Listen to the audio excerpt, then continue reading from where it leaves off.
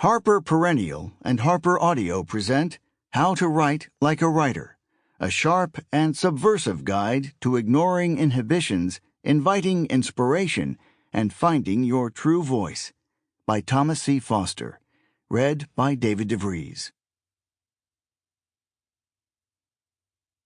A note before we begin.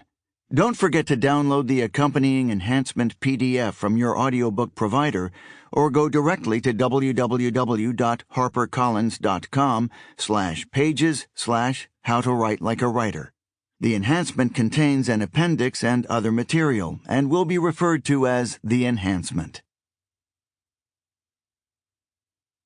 For Frederick J. Svoboda, Hemingway scholar, teacher extraordinaire, fellow carpooler, and one of the world's great wheelmen. Introduction. Can't we just text or something? Writing cannot be taught, but it can be insinuated. Theodore Retke. Clang!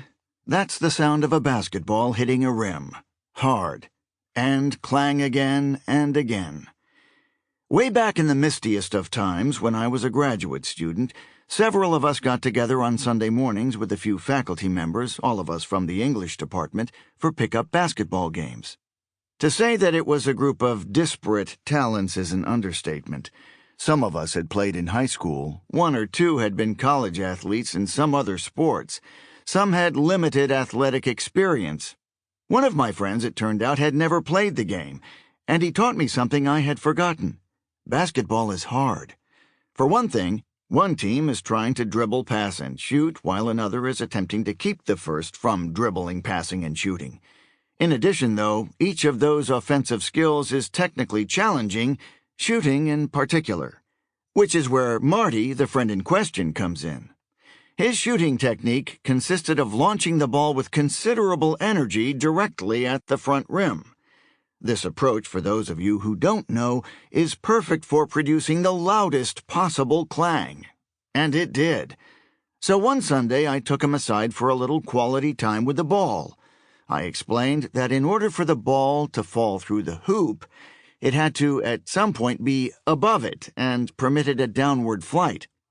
He caught the idea of shooting in an arc instead of a line pretty quickly, and with a bit of practice he began to make some shots. Now, he was never going to be Larry Bird, but neither were the rest of us, and that's fine.